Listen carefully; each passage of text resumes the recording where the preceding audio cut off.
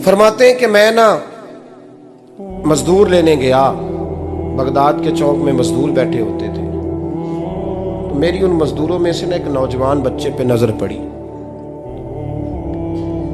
बड़ा कमजोर सा वजूद था, लेकिन चेहरे पर इबादत का निशान था। माथा बताता था कि नमाज का बड़ा ख्याल रखता है। मैं उसके करीब गया। चेहरे भी बड़ा कुछ बताते हैं ना, चेहरों में भी बड़ी रानाई होती है। फरमाते हैं मैं करीब गया, मैंने उसको कहा बेटे मजदूरी करोगे? तो कहने लगा मजदूरों में बैठा हूँ तो ज़रूर मजदूरी के लिए ही तो बैठा हूँ। तो मैंने कहा कि चलो फिर। कहने लगा नहीं, मेरी कुछ शर्तें। मैंने कहा बताओ। कहने लगा पहली शर्त यह है कि लोग 4 दिनार दिहाड़ी लेते हैं, मैं 3 दिनार लूँगा। मैंने कहा यार भाई तो बड़ी बेहतरीन है, बाकी भी इस तरह की रख ले। उसने कहा हुजूर दूसरी शर्त यह है कि मैं आपकी मुकम्मल बात मानूंगा, लेकिन जब अजान हो जाएगी फिर आपकी नहीं सुनूंगा। तीसरी बात उसने ये की कि हुजूर मैं आपके घर में काम करूंगा पर आपके किसी सवाल का जवाब नहीं दूंगा। कहते मैंने कहा यार तू बड़ा अजीब है, शर्तें तो मालिकों की होती हैं। कहने लगा जी बहरहाल मैं शर्तें लगा के जाता हूँ। फरमाते मैं उसे घर ले आया, काम मैंने उसको बताया, तो जो काम मजदूर सारे दिन में करता है ना, उसने 2 घंटे में ही कर दिया। हमारे मजदूर सिगरेट पीने में भी तो आधा घंटा लगाते हैं, वो चाय पीने जाएं तो पौना घंटा। वहाँ उनको भी तो दयानतदारी करनी चाहिए कि नहीं करनी चाहिए? ने मुआहदा किया है ना जी, तो पूरा उतरना चाहिए ना। कहते 2 घंटे में। अब काम जब बंदा शुरू कराता है तो काम और निकल आता है। कहते काम मैंने उसको और बता दिया, वो करने लगा। उसने मिट्टी निकाल के रखी थी बाहर रास्ते में, तो अजान हो गई जोर की। उसने वहीं कुदाल छोड़ी कही और चलने लगा। तो मेरा बेटा कहने लगा इसको जरा बराबर कर दो। कहने लगे चुप कर जा, तेरे बाप से बात हुई थी, जब अजान होती है तो मैं किसी और की नहीं सुनता, सिर्फ अल्लाह रसूल की सुनता हूँ। कहते मस्जिद चला गया, नमाज पढ़ के आया तो दोपहर का वक्त था। मेरी बीबी कहने लगी इसको को खाना खा ले। कहते हमने कहा खाना खा लो, तो कहने लगा मैंने रोज़ा रखा, रमज़ान भी नहीं था, नफली रोज़ा रखा हुआ। फरमाते हैं शाम हुई, मैंने 3 दिनार दिए। तो मैंने कहा तेरा नाम क्या है? कहने लगा मैंने आपसे कहा था मैं किसी सवाल का जवाब नहीं दूंगा। तो वो चला गया। अगले दिन मैं फिर लेने गया उसे, काम कुछ और निकल आए। तो लोगों ने बताया वो सिर्फ हफ्ते वाले दिन आता है। मैंने कहा क्यों? कहने लगे जी वो कहता है मेरा हफ्ते का खर्चा 3 दिनार है, जब 3 दिनार कमा लेता हूँ तो बाकी सारा टाइम अल्लाह रसूल की जिक्र में गुजार दिया करता हूँ। फरमाते हैं जी अगले हफ्ते मैं फिर लेने गया। मैंने पूरा हफ्ता इंतजार किया कि काम उसी से कराना है। मैं जब गया तो मैंने कहा चलो। कहने लगा मेरी शर्तें याद है ना? और मैंने कहा याद है भाई, साथ चल। फरमाते हैं काम कराया। 2-3 हफ्ते वो आता रहा। एक हफ्ते में गया तो लोगों ने कहा हुजूर आज नहीं आया। क्यों? कहने लगे बीमार हो गए। कहाँ घर है? कहने लगे बगदाद के कब्रिस्तान के पीछे जो कच्ची आबादी है उसमें रहता है। फरमाते मैं गया, दरवाजे पे दस्तक दी तो कहने लगा हुजूर आप हैं? दरवाज़ा खोला है, आ जाइए।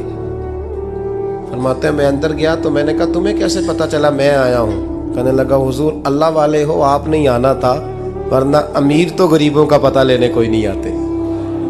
कहते मैं करीब गया तो कहने लगा मैं आपका इंतज़ार कर रहा था, तेज़ बुखार है, तप रहा। जेब से कुछ पैसे निकाले, कहने लगा ये पैसे रखने। एक अंगूठी निकाली, कहने लगा हुजूर आज रात को मेरा इंतकाल हो जाएगा, इन पैसों का कफन खरीद के सुबह जनाजा पढ़ के मुझे दफन कर देना, और जब दफन करो तो ये अंगूठी लेके असर के बाद हारून रशीद के पास जाना। आप उसे कहना मैंने मिलना है, पर वो आपको टाइम नहीं देगा। आप उसको आवाज़ दीजिएगा कि तेरी एक अमानत है मेरे पास, फिर वो आपसे मिलेगा तो अंगूठी दे दें, फिर आप मेरी तरफ से फारिग हैं। हज़रत फरमाने लगे तेरा नाम? और कहने लगा हुजूर वक़्त थोड़ा है, आज रात मैंने जाना है, बड़ी लंबी माफ़ी मांगनी है रब करीम से, अगर मुनासिब समझे तो मुझे अपने रब से तन्हाई कर दे दे। फरमाते हैं मैं आ गया, पर उसकी बातों ने मुझे सारी रात सोने नहीं दिया।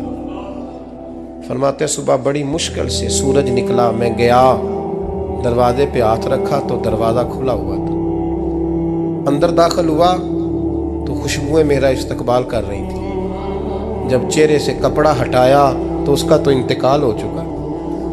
इंतकाल हो चुका है, ऐसे है जैसे किसी का दीदार करके सोया।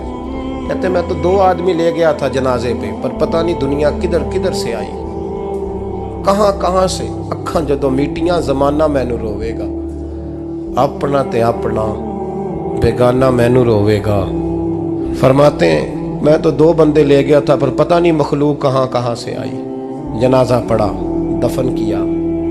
हारून रशीद के पास में असर के बाद गया, मैंने बुलाना चाहा पर बादशाह था, मेरी तरफ देखा ही नहीं।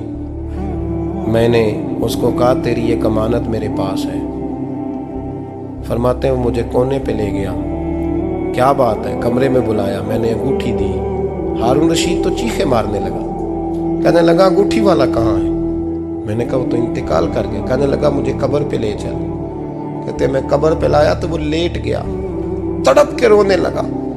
मैंने कहा मेरा कलेजा फट जाएगा, ना उसने कुछ बताया ना तूने बताया, ये कौन था? तो हारून रशीद कहने लगा ये मेरा बेटा था। मैंने कहा तेरा बेटा और मजदूर? कहने लगा हुजूर ये हजरत दाऊद ताई के पास बैठा करता था, उनका मुरीद था। मुझे रोज कहता था अब्बा तूने बड़ी दुनिया इकट्ठी कर ली है, मरते वक्त तुझसे टांगे समेटी नहीं जाएंगी, इतना हिसाब नहीं तू दे सकेगा। मैं इसको समझा देता, इसकी अम्मा समझा देती। ये रोज हमें कहता छोड़ दो, आ जाओ अल्लाह रसूल की बारगाह में झुक जाएं। हम समझ। एक दिन ये चला गया, कहने लगा फिर तुम्हारा रास्ता और है और मेरा रास्ता और है। ये सोने की अंगूठी गलती से इसके पास रह गई, गलती से हीरे की अंगूठी चली गई। कहने लगा देखो मेरे बेटे ने आज वो भी वापस कर दी है। फिर तड़प के कहने लगा हारून रशीद था तो ये मेरा बेटा, पर मेरा मुर्शद निकला, मेरा पीर निकला। भाई जिंदगी तो बड़ी थोड़ी है ना। बाबा साहब ने कहा था उठ फरीदा सुत्या, और दाढ़ी आ गया पूर, अग्गा नेड़े आ गया, पिछा रह गया दूर। उठ फरीदा सुत्या, खलकत वेखन जा, मते कोई मिल जाई बख्शिया ते तू ही बख्शिया जा। उठ फरीदा सुत्या, झाड़ू दे मसीत, तू सुते रब जागदा, तेरी डाडे नाल परीत। मेरा रब हमें भी अपनी बारगाह में कबूल